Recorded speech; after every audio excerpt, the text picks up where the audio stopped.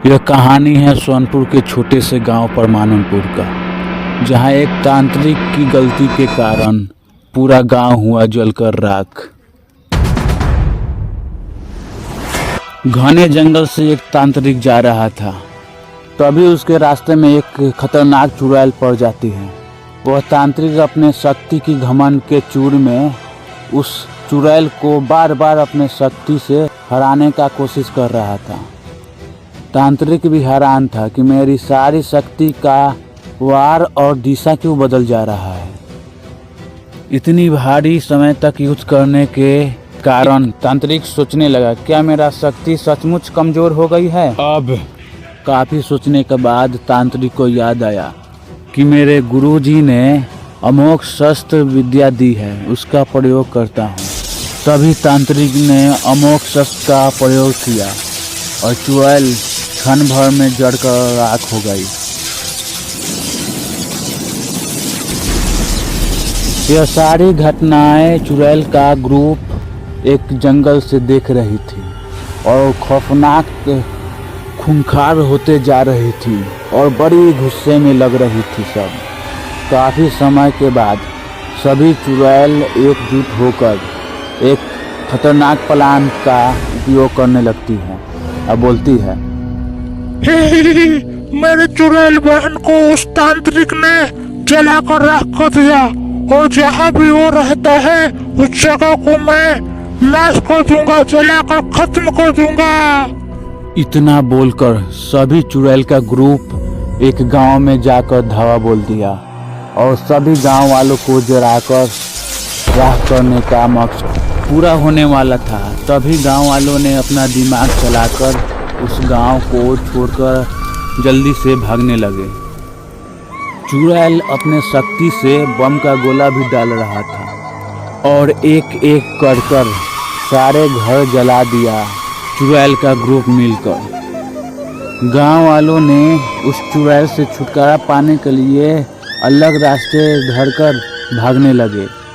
फिर भी चुड़ैल उस गांव वालों का पीछा नहीं छोड़ा और उसके पीछे पीछे भागते चला जा रहा था।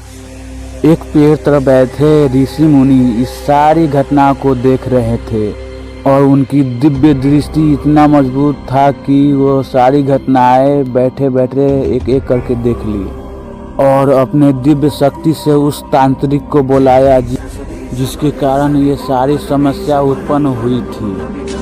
और वह तांत्रिक भी बहुत शक्तिशाली था, लेकिन ऋषि मुनि इतना नहीं। और तुरंत प्रकट हो गया और बोला ऋषि मुनि से, प्रणाम गुरुदेव, आप मुझे इतनी तत्काल क्यों याद किए? आखिर मुझसे ऐसी क्या गलती हो गई? तुम उस चुड़ैल को अकारण क्यों मारा और क्यों ऐसी गलती की? तुम्हारे कारण पूरा गांव वाला समस्या में पड़ गया है और इसका समाधान तुम ही निकालोगे। इतना बोलकर ऋषि मुनि अदृश्य हो गए और तांत्रिक अपनी गलतियों को सुधारने के लिए उसी जंगल की रास्ते चलते जा रहे थे।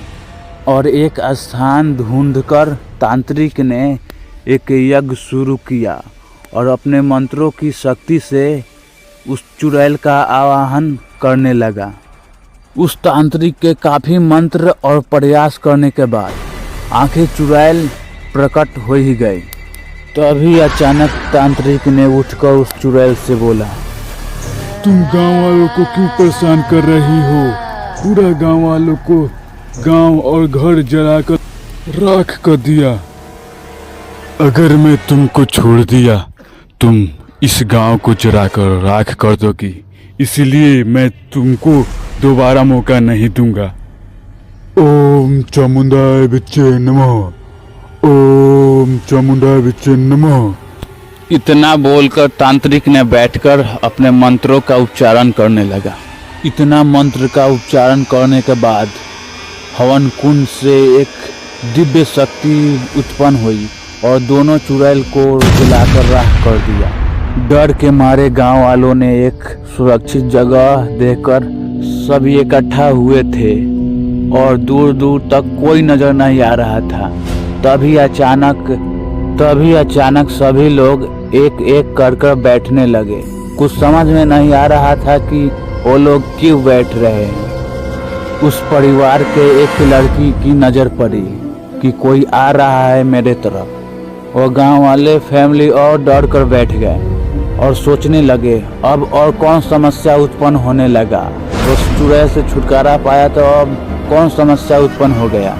उस रास्ते से और कोई नहीं, ऋषि मुनि आ रहे थे जो बहुत विद्वान और चतुर और ज्ञानी हैं। गांव वालों को तो दूर से नहीं दिख रहा था, लेकिन जब वो नज़दीक आए तो कुछ गांव वालों को राहत मिला। और ऋषि मुनि ने अपने छोटे छोटे पाँव से गांव वालों के नज़दीक आए। तब गांव वालों ने देखा ये तो कोई ऋषि मुनि है। तब जाकर गांव वालों को कुछ संतुष्टि हुई। ऋषि मुनि ने गांव वालों के नज़दीक आए और बोलने लगे, क्या हुआ बच्चे, आप लोग यहाँ पे घने जंगल के बीचों बीच क्यों बैठे हुए हो? क्या समस्या है तुम्हारी? जो है खुलकर बताओ। बाबा, एक चुड़ैल ने मेरे घर को जलाकर राख कर दिया और मुझे भी जलाना चाहता था, इसलिए हम लोग भाग कर यहाँ बैठे हुए हैं।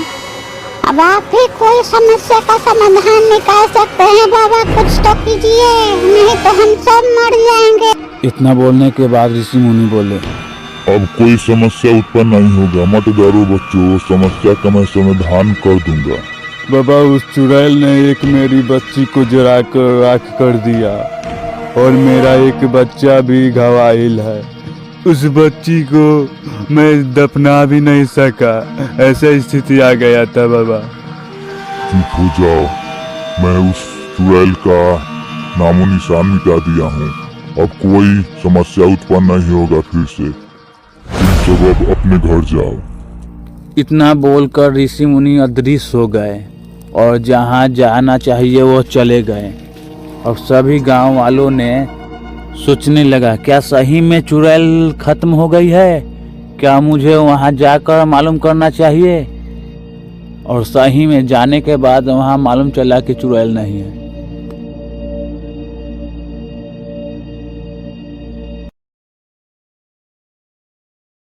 इस कहानी को आगे जानना चाहते हैं तो लाइक कमेंट सब्सक्राइब जरूर करें।